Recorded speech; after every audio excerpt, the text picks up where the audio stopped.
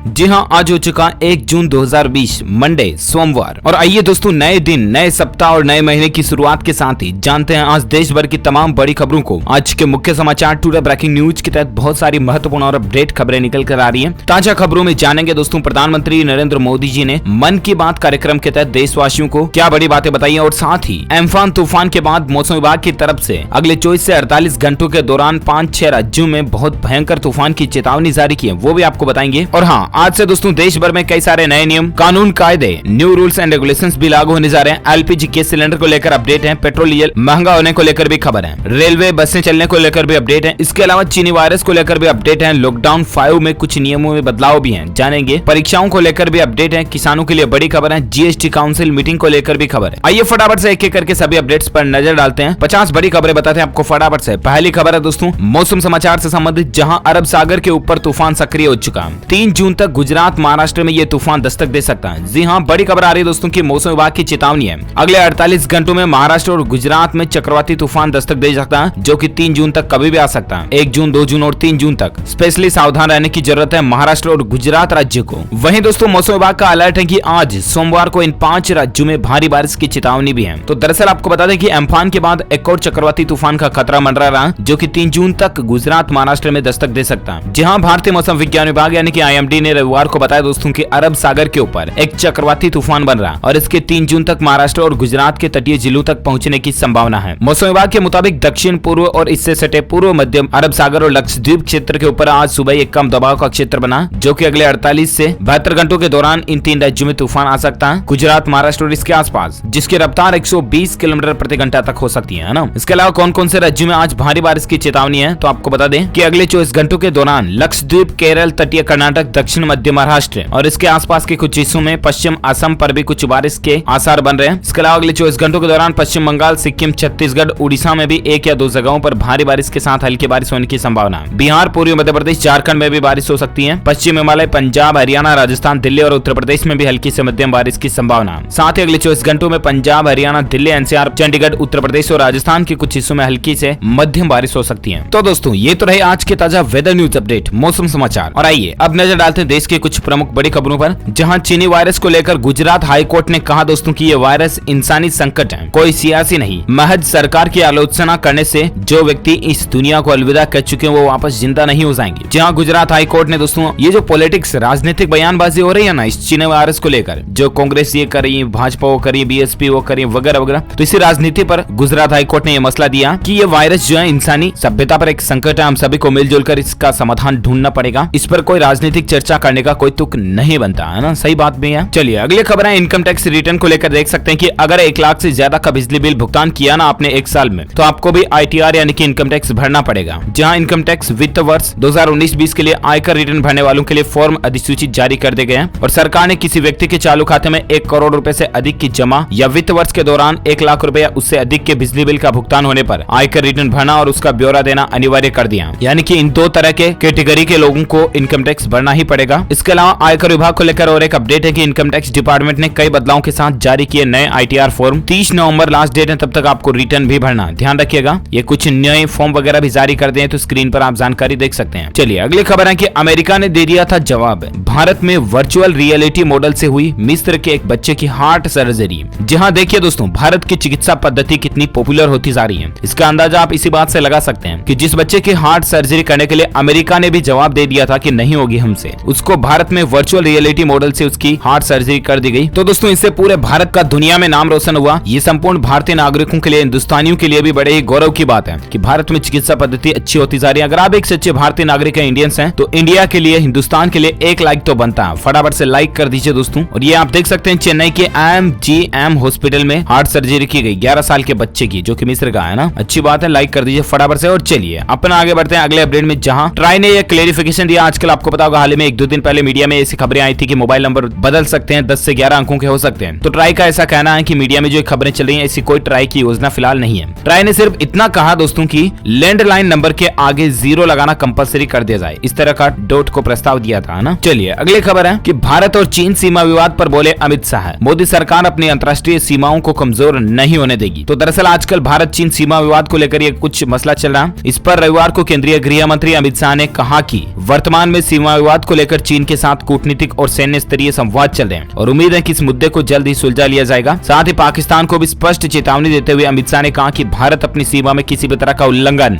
बर्दाश्त नहीं करेगा। अगर ऐसा होता तो इस तरह के कदमों को कड़े जवाब भी दिए जाएंगे। अच्छी बात है। चलिए अगला अपडेट है कि ऑस्ट्रेलियाई प्रधानमंत्री ने ट्वीट किया था दोस्तों एक आम की चटनी के साथ समोसे की तस्वीर को, ठीक है ना। तो उस पर प्रधानमंत्री नरेंद्र मोदी बोले कि इस चीनी वायरस को हराने के बाद साथ में समोसा खाएंगे। ये एक दो देशों के बीच की दोस्ती को संगम को बढ़ाता है। अच्छी बात है। और चलिए अगली खबर है कि नोएडा में देखिए महिला को सिम अपग्रेड के बहाने किया फोन और फिर उड़ा दिए 9.5 लाख रुपए। जी हाँ, उत्तर प्रदेश के ग्रेटर नोएडा के सेक्टर 108 की घटना है। मैं आपको ये खबर पता है क्यों बता रहा हूँ, ताकि आप ऐसे फर्जी कॉल से सावधान रहें, ताकि आप किसी भी तरह की ठगी के शिकार ना हो पाए। तो दरअसल ये ग्रेटर नोएडा यूपी की महिला को फोन आता है एक, और फोन पर सामने वाला बंदा बोलता है कि आपकी 3G सिम को 4G में अपग्रेड करना पड़ेगा, नहीं करोगे तो आपकी 3G सिम सेवा जल्दी बंद हो जाएगी। फिर कुछ ऐसे ही रिक्वेस्ट वगैरह कुछ पूछा होगा और फिर 72 घंटे तक भी सिम एक्टिवेट नहीं हुआ, 6 दिन तक भी नहीं हुआ और फिर पता चला कि खाते से 9.5 लाख रुपए का ट्रांजैक्शन हो चुका था। ऐसे फर्जी कॉल से सावधान रहें आप। कोई भी पर्सनल इंफॉर्मेशन जैसे कि आधार कार्ड नंबर वगैरह, bank account detail, OTP, CVV, ATM, debit card number, ये कभी किसी के साथ मोबाइल फोन पर शेयर ना करें, ठीक है ना। चलिए अगली खबर है दोस्तों, देश भर में सोमवार से यानी कि आज से शुरू होने जा रही 200 स्पेशल ट्रेनें, जिससे मजदूरों प्रवासियों का घर जाना तो आसान हो ही जाएगा। मैं आपको पहले भी अपडेट बता चुका हूं ऑलरेडी। और ऐसे में रेल मंत्री पीयूष गोयल जी ने खुद कह दिया कि 200 स्पेशल ट्रेनों का संचालन आज से होने जा रहा। अच्छी बात है, रेलवे की अच्छी पहल है। और चलिए अगली खबर है कि इन बैंकों से लोन लेना होगा फायदेमंद, क्योंकि 1 जून से इन बैंकों की लोन रेटें कम होने जा रही है, सस्ती होने जा रही, सीधी बात है। तो दरअसल भारतीय रिजर्व बैंक यानी कि RBI द्वारा नीतिगत ब्याज दरों में कटौती करने के बाद अब 3 अन्य बैंकों ने भी रेपो बेस्ड लेंडिंग रेट में कटौती की है। कौन कौन से बैंक हैं? UCO bank, bank of India और यूनियन बैंक ऑफ इंडिया, है ना। तो इन 3 बैंकों से दोस्तों अगर आप 1 जून के बाद लोन लेते हो तो आपको लोन पर इंटरेस्ट यानी कि ब्याज दरें कम चुकानी पड़ेगी, ठीक है ना। यूनियन बैंक ऑफ इंडिया ने 0.40% तक की कटौती की है। अब नई रेटें 6.80 हो चुकी है। 1 जून 2020 सोमवार से आज से लागू होने जा रही है, ठीक है। यूको बैंक ने भी ब्याज दरों में 0.40% की कटौती की है। अब नई रेट है 6.90। इसके अलावा बैंक ऑफ इंडिया ने 0.25% तक की कटौती MCLR में की है और उसके बाद सालाना ब्याज दर घटकर 7.70 हो गई, जो कि पहले 7.95 थी, ठीक है। तो इन 3 बैंकों से अगर आप लोन लेते हो 1 जून के बाद तो सस्ता पड़ेगा। चलिए अगली खबर है, मन की बात कार्यक्रम कहता है दोस्तों प्रधानमंत्री नरेंद्र मोदी ने प्रवासियों के पलायन पर कहा कि गांव, जिले और राज्य अगर आज आत्मनिर्भर होते ना तो इतनी बड़ी समस्या नहीं होती जो कि अभी आज हमारे सामने खड़ी है। जी हाँ, तो आपको बता दें दरअसल प्रधानमंत्री नरेंद्र मोदी जी ने लॉकडाउन के बीच तीसरी बार मन की बात कार्यक्रम से देश को संबोधित किया, ठीक है ना। उन्होंने कहा कि अर्थव्यवस्था का एक बड़ा हिस्सा खुल चुका है, यानी कि बाजार वगैरह खुल चुके हैं और ऐसे में हमें और भी ज्यादा सावधानी रखने की जरूरत है। 2 गज दूरी और मास्क लगाना यानी कि सोशल डिस्टेंसिंग और कवरिंग माउथ, ये दोनों ही चीजों में कभी ढील नहीं होनी चाहिए। हमारे देश की आबादी यानी जनसंख्या दूसरे देशों से काफी ज्यादा है और इसलिए हमारे सामने चुनौतियां भी ज्यादा है, लेकिन हमारे यहाँ काफी कम नुकसान हुआ, जो कि दोस्तों पॉसिबल हो पाया हम सभी की एक सामूहिक कोशिश, एकता के बलबूते पर ही। प्रधानमंत्री जी ने इससे पहले 29 मार्च और 26 अप्रैल को मन की बात की थी और साथ ही उन्होंने कहा दोस्तों कि ऐसा कोई भी वर्ग नहीं है जो कि इस चीनी वायरस की महामारी के असर से प्रभावित नहीं हुआ हो। गरीबों पर इसका सबसे ज्यादा असर पड़ा और शायद ही कोई ऐसा व्यक्ति होगा जो कि उनकी तकलीफ को नहीं समझेगा, क्योंकि पूरा देश उन्हें समझने में लगा हुआ, हर विभाग के कर्मचारी उनके लिए जुटे हुए हैं। 7 कुछ पॉइंट्स उनके मैं आपको फटाफट से बता देता हूँ, जिसमें पहला उन्होंने कहा कि देशवासियों की सेवा ही हमारी सबसे बड़ी ताकत है। दूसरा, लोगों के इनोवेशन पर भी उन्होंने कहा कि दिल छू गया, क्योंकि लॉकडाउन के दौरान सोशल डिस्टेंसिंग को रखने के लिए दुकानदार वगैरह कई सारे इनोवेशन आइडियाज लगा रहे हैं, पाइप के माध्यम से सामान देना वगैरह वगैरह।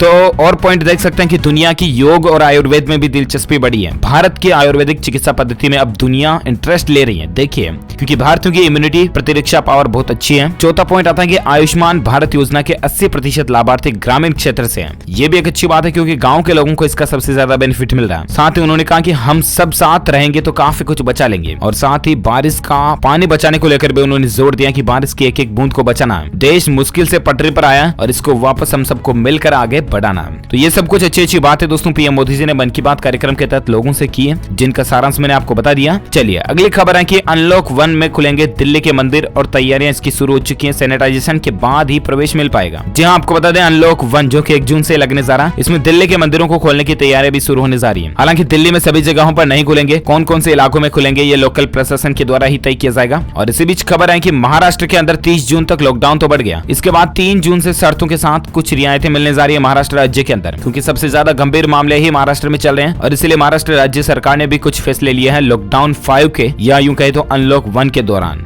जिसमें महाराष्ट्र सरकार ने दोस्तों कुछ चरण बनाए हैं। पहले चरण में जो कि 3 जून से लागू होने जा रहा, इस दौरान सार्वजनिक जगहों पर बारीक गतिविधियों की इजाजत होगी। इसके अलावा प्लम्बर, इलेक्ट्रीशियन आदि को छूट मिलेगी। दूसरा चरण 5 जून से शुरू होगा दूसरे चरण के दौरान सभी बाजार दुकानें OD1 के आधार पर खोलने की अनुमति है। वहीं मॉल और शॉपिंग कॉम्प्लेक्स को खोलने की इजाजत फिलहाल नहीं है। टैक्सी, रिक्शा, कैब को 2 पैसेंजर के साथ इजाजत मिल जाएगी 5 जून से महाराष्ट्र में, है ना। तीसरा चरण महाराष्ट्र में लागू होगा 10 जून से, जिसमें निजी दफ्तर यानी कि प्राइवेट ऑफिस वगैरह को खोलने की भी इजाजत मिल जाएगी। किसी बाहर के जिले से आने जाने की इजाजत फिलहाल महाराष्ट्र में नहीं होगी। तो ये कुछ फैसले अमेरिकी गवर्नमेंट की तरफ से लिए गए, ठीक है। वहीं बात करें दोस्तों की चीनी वायरस को लेकर अभी कुल कितने आंकड़े पहुंच चुके हैं, तो दुनिया भर में अब तक 3,70,000 से ज्यादा लोग इस दुनिया को अलविदा कह चुके हैं, जबकि बेल्जियम के राजकुमार भी इस बीमारी से संक्रमित हो चुके हैं। वहीं दुनिया भर में इससे संक्रमित लोगों की कुल संख्या 61,53,000 से भी ज्यादा पहुंच चुकी है, हालांकि जिसमें से 27,34,000 से भी ज्यादा लोग ठीक हो चुके हैं। अमेरिका में अब तक 1,05,000 से भी ज्यादा लोग इस दुनिया को अलविदा कह चुके हैं। ये तो दोस्तों ग्लोबल आंकड़े रहे। वहीं भारत की अगर बात करें तो भारत में इस समय तक स्वास्थ्य मंत्रालय के आंकड़ों के मुताबिक भारत में टोटल संक्रमित लोगों की संख्या 1,82,142 पहुंच चुकी है, जबकि 8,380 लोग जो भारत में वो पिछले 24 घंटों के दौरान नए मामले देखे गए और 1,82,142 कुल संक्रमित हो चुके हैं, जिसमें से 89,955 लोगों का इलाज चल रहा है, जबकि 86,983 लोग ठीक हो चुके हैं। 5,164 लोग टोटल इस दुनिया को हमेशा के लिए अलविदा कह चुके हैं भारत से, है ना। तो ये तो रहे इंडिया की ताजा आंकड़े। और चलिए अब बात करते हैं चीनी वायरस के साथ ही देश और दुनिया की कुछ और बड़ी खबरों पर नजर डालते हैं, जहां एक और अपडेट है कि संक्रमित देशों की सूची में भारत 90 से 7वें स्थान पर पहुंच चुका है। 2 दिन से हर रोज 8,000 से भी ज्यादा नए मामले देखने को मिल रहे हैं भारत में, और इसलिए दोस्तों अब हमें और भी ज्यादा सचेत और सावधान रहने की जरूरत है। तो इस चीनी वायरस की खबरों के बाद दोस्तों अब नजर डालते हैं देश की कुछ और प्रमुख बड़ी खबरों में, जहां अपडेट देख पा रहे रिलायंस कंपनी की तरफ से एक नई पहल है। राइट्स इश्यू के शेयर धारकों की मदद के लिए रिलायंस ने चैटबॉट लॉन्च किया, जो कि व्हाट्सएप नंबर के जरिए काम करेगा। ये व्हाट्सएप नंबर भी आप देख सकते हैं, अगर आप रिलायंस के इन शेयर वगैरह में काम करते हैं तो इन नंबर का इस्तेमाल कर सकते हैं आप हेल्पलाइन के लिए। और चलिए अगली खबर है, NIOS एग्जाम की डेट शीट भी जारी हो चुकी है। National institute of open schooling के एग्जाम्स की तारीखें घोषित हो चुकी हैं। 10वीं और 12वीं की परीक्षाएं 17 जुलाई से शुरू होगी। ये देख सकते हैं आप, डॉक्टर रमेश पोखरियाल निशंक की तरफ से ऑफिशियली ट्वीट भी किया गया। टाइम टेबल भी आप देख पा रहे अलग अलग डेट्स के द्वारा। और चलिए अगली खबर है कि प्रधानमंत्री नरेंद्र मोदी मंगलवार को उद्योग जगत को संबोधित करेंगे, जिसमें कुछ इन प्रमुख मुद्दों पर अपने विचार रख सकते हैं। तो दरअसल इंडस्ट्री और उद्योग से, कारोबार से संबंधित लोगों से चर्चाएं करेंगे। अच्छी बात है देश की अर्थव्यवस्था के लिए। और इसी बीच खबर है दोस्तों किसानों के लिए बड़ी खबर है, 31 जुलाई से पहले रजिस्ट्रेशन कराने वालों को ही मिलेगा इस स्कीम का फायदा। जी हाँ, दरअसल किसानों के लिए खरीफ की फसलों के बीमा की अंतिम तारीख 31 जुलाई 2020 है। जो कि ऋणी किसानी बीमा सुविधा नहीं चाहते हैं वह अंतिम तिथि के 7 दिन पूर्व लिखित रूप से अपनी बैंक शाखा को अवश्य रूप से सूचित कर दें। बाकी 31 जुलाई से पहले आप फॉर्म भर दें अगर आप प्रधानमंत्री फसल बीमा योजना का फायदा उठाना चाहते हैं। तो कुल मिलाकर गया ना, PMFBY योजना के लिए फॉर्म भरना बिल्कुल सिंपल है। आप अपने नजदीकी ई-मित्र सेंटर पर जाकर के भी फॉर्म भरवा सकते हैं। चलिए इसी बीच अगली खबर है कि GST काउंसिल की 40वीं बैठक 14 जून को होने की संभावना नजर आ रही है।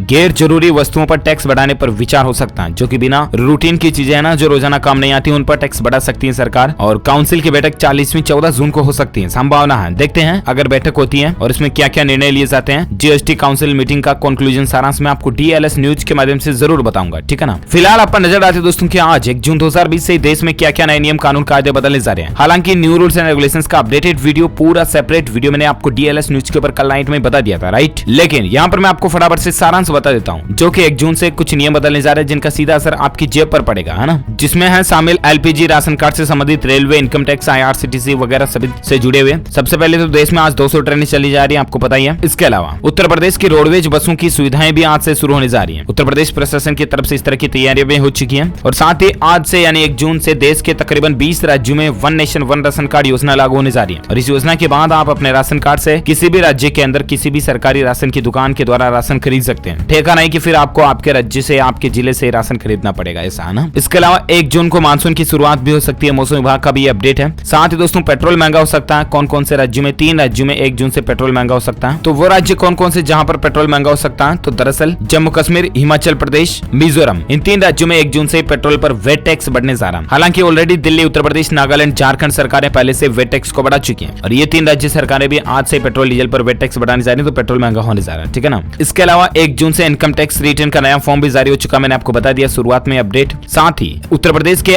MNNIT की ऑनलाइन परीक्षाएं भी जून के महीने में शुरुआत होने जा रही है। आप ऑफिशियल पोर्टल पर जाकर के टाइम टेबल शेड्यूल चेक कर लीजिएगा। और साथ ही 1 जून से इस राज्य में मंदिर, मस्जिद, धर्मस्थल खुलने की भी संभावना है, जिसके अनुसार कर्नाटक सरकार ऐसा प्लानिंग बना रही है। इसके अलावा 8 जून से वैसे भी दोस्तों सभी राज्यों में देश में धर्म स्थल, मंदिर, मस्जिद वगैरह खुलने की केंद्र सरकार ही छूट दे चुकी है। अनलॉक 1 के दौरान आपको पता होगा तेलंगाना में 12वीं की रुकी हुई परीक्षाओं की तिथि की भी घोषणा हो चुकी है। 12वीं क्लास की परीक्षाएं 3 जून को होगी। State board of intermediate education Telangana की तरफ तरफ से अपडेट है। साथ ही 1 जून से मिल सकेगा ई संजीवनी ओपीडी का लाभ। जहां पंजाब में स्वास्थ्य विभाग अब ई संजीवनी योजना से आम बीमारियों के अलावा जच्चा बच्चा सेहत यानी कि माताओं बहनों के लिए 1 जून से गायकोनोलॉजी सेवाएं मुहैया कराने की शुरुआत भी करने जा रही है। ये अच्छी बात है गर्भवती महिलाओं के लिए। गो एयर की उड़ानें 1 जून से शुरू होने जा रही है, बताई दिया मैंने आपको। साथ ही आज दोस्तों एलपीजी गैस सिलेंडर के रेटों में भी बढ़ोतरी या कटौती हो सकती है। 1 जून को दिन में क्या अपडेट आता है मैं आपको डीएलएस न्यूज के ऊपर सेपरेटली अलग से वीडियो में बता दूंगा, जिसमें HP gas, Bharat gas, Indian gas तीनों की ही नई रेटें आपको कंप्लीटली आज जानने को मिल जाएगी। तो आप डीएलएस न्यूज चैनल पर विजिट करके जरूर चेक कर लीजिएगा, ठीक है। 1 जून के बाद एसएससी का एग्जाम कैलेंडर भी जारी हो सकता है। साथ ही इन राज्यों और कॉलेजों में 1 जून से गर्मी की छुट्टियां पड़ने जा रही है। हरियाणा के अंदर कॉलेजों के अंदर 1 जून से गर्मी की छुट्टियां होने जा रही है, ठीक है ना। तो ये 1 जून से कई सारे बदलाव हमारे देश में लागू होने जा रहे हैं और भी इसका डिटेल जानकारी अगर आप जानना चाहते हैं तो उस वीडियो के नीचे लिंक में डाल चुका हूं डीएलएस न्यूज के ऊपर, जो ऑलरेडी पब्लिश हो चुका है, न्यू रूल्स फ्रॉम 1 जून 2020, तो उसे जरूर चेक कर लीजिएगा, ठीक है ना। चलिए फिलहाल अगली खबर है कि डोनाल्ड ट्रंप ने सितंबर तक टाला G7 सम्मेलन, भारत समेत अन्य देशों को भी शामिल करना चाहते हैं। जी हां, अमेरिका के राष्ट्रपति डोनाल्ड ट्रंप ने G7 को पुराना बताते हुए जून में व्हाइट हाउस में होने वाले इसके शिखर सम्मेलन को शनिवार को टालने की घोषणा की है और फिलहाल इनकी प्लानिंग कुछ अलग बन रही है, देख सकते हैं आप। और चलिए अगली खबर है, निशान कंपनी अगले 18 महीनों में 12 नई गाड़ियां लॉन्च करने की प्लानिंग बना रही है, जिसमें पहली कार होगी निशान मैग्नाइट, जिसकी कीमत 5.5 लाख समथिंग हो सकती है। देखते हैं आगे क्या अपडेट आते हैं। चलिए अगली खबर है, मध्य प्रदेश के मुख्यमंत्री ने कहा कि प्रदेश में मजदूर कमीशन बनाया जाएगा, जिसमें छोटे काम करने वालों को 10,000 रुपए मिलेंगे। जी हाँ, आपको पता होगा दोस्तों कि पूरे देश के साथ ही एमपी राज्य में भी लॉकडाउन 30 जून तक बढ़ गया,